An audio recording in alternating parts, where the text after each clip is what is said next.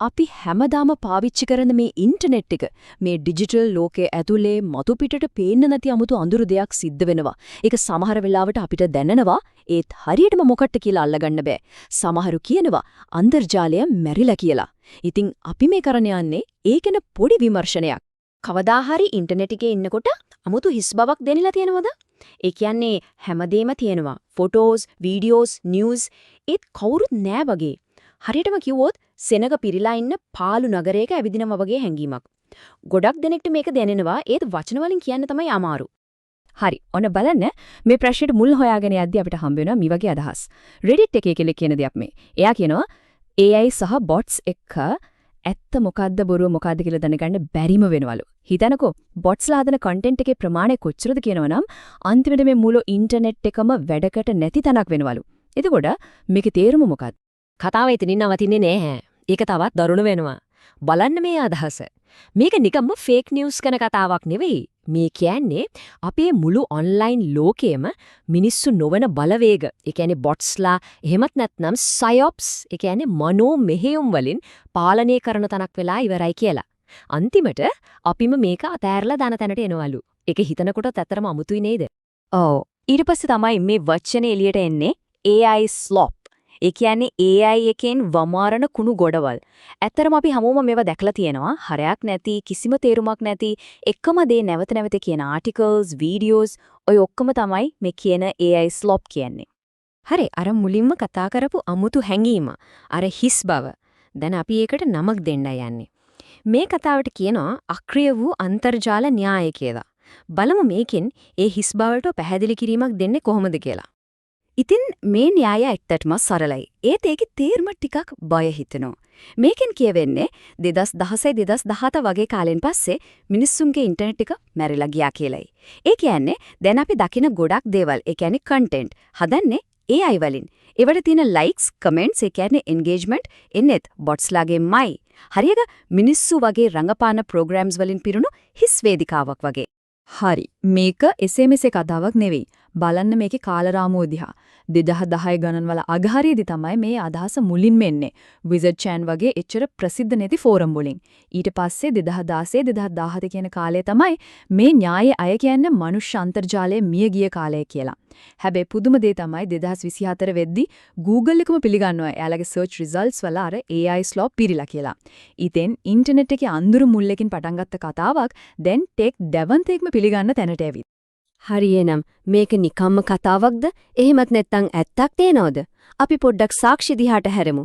මේ යන්ත්‍රය ඇතුලේ හැංගිලා ඉන්න අවතාරගෙන හොයලා බලමු. මෙන්න බලන්න මේ සංඛ්‍යා ලේඛනය. අන්තර්ජාලයේ මුළු ගමනාගමනෙන්, ඒ කියන්නේ ට්‍රැෆික් එකෙන් 47%ක්ම, ඒ කියන්නේ භාගයක්ම වගේ එන්නේ මිනිස්සුන්ගෙන් නෙවෙයි. ඒකේ සරල තේරුම ඔන්ලයින් ඉන්න දෙන්නෙක්ගෙන් එක්කෙනෙක් ඇත්ත මිනිස්සෙක් නෙවෙයි වෙන්න පුරුවන්. මේක තමයි සමහර විට මේ න්‍යායට තියෙන ප්‍රබලම සාක්ෂිය. ඉතින් මේ தත්ත්වයට කියනවා කෘත්‍රිම පොදුගෝලය කියලා. ඒ කියන්නේ අපි අදහසුව අමාරු කරගන්න කතා බහ කරන ඔන්ලයින් තැන්. ඒව දැන් ඇත්තරම මිනිස්සුන්ගේ තැන් නෙවෙයි. ඒව හරියට sannivedanaya වගේ රංගපාන සිමියුලේෂන් එකක් වගේ. හරි. එතකොට කොහොමද මේක වෙන්නේ? මේක චක්‍රයක් වගේ. මුලින්ම AI එකක් මොකක් හරි කන්ටෙන්ට් එකක් හදනවා. ඊට පස්සේ බොට්ස්ලා රුත්තක් ඇවිත් ඒකට ලයික් කරනවා, කමෙන්ට් කරනවා, ෂෙයා කරනවා. ඉතින් ප්ලැට්ෆෝම් එකේ ඇල්ගොරිතම් එකට හිතෙන්නේ මේක ට්‍රෙන්ඩින් දෙයක් කියලා. අන්තිමට මොකද වෙන්නේ? ඒ ඇල්ගොරිතම් එකම අර කෘත්‍රිමව හදපු දේ ඇත්ත මිනිස්සුන්ට පෙන්නනවා. බලන්නකෝ ඒ ක්‍රියාවලිය. මේකට පරිේශකයෝ පාවිච්චි කරන වචනයක් තියෙනම the inversion. ඒ කියන්නේ පෙරලීම. මේකෙන් කියවෙන්නේ හරිම අමුතු දෙයක්. ස්වයංක්‍රීය සිස්ටම්. ඒ කියන්නේ ඇල්ගොරිතම්ස් බොට්ස්ලගේ හැසිරීම ඇත්ත කියනත් මිනිස්සුන්ගේ හැසිරීම බොරු එහෙමත් නැත්නම් අමුතු දෙයක් කියලාත් සලකන්න පටන් ගන්නවා. යථාර්ථය සම්පූර්ණයෙන්ම අනිත් පැත්ත හැරෙනවා. බලන්න මේ වෙනස. සාමාන්‍ය මිනිස්සු අන්තර්ජාලයේ මිනිස්සු දාන දේවල් තමයි ඇත්ත. බොට්ස්ලා දාන දේවල් බොරු. ඒත් අර පෙරලීම සිද්ධ වුණාම යන්ත්‍ර හදන දේවල් සාමාන්‍ය දේවවට පත් වෙනවා. මිනිස්සු දාන දේවල් සැකසහිත වෙනවා. සම්පූර්ණම අනිත් පැත්ත.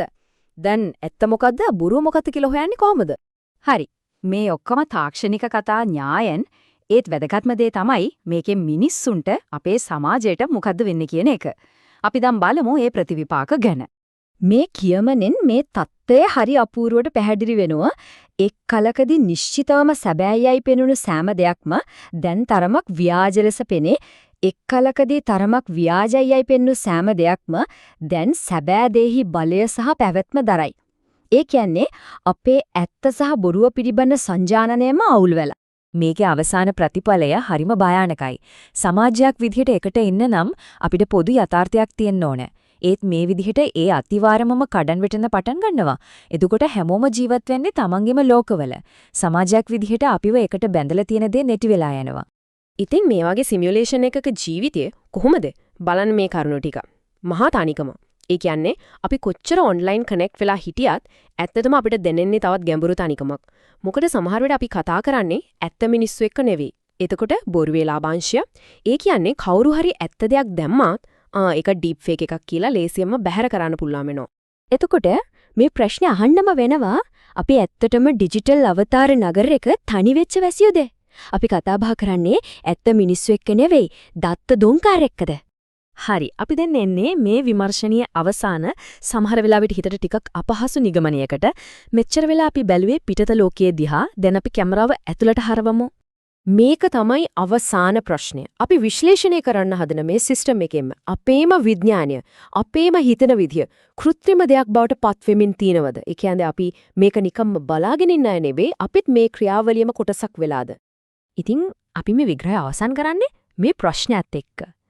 මේ අහගෙන ඉන්න දේ, මේ වචන, මේවා ලිව්වේ මිනිස්සෙක්ද නැත්නම් බොට් කෙනෙක්ද? ඒක ස්ථිරවම කියන්න පුළුවන්ද?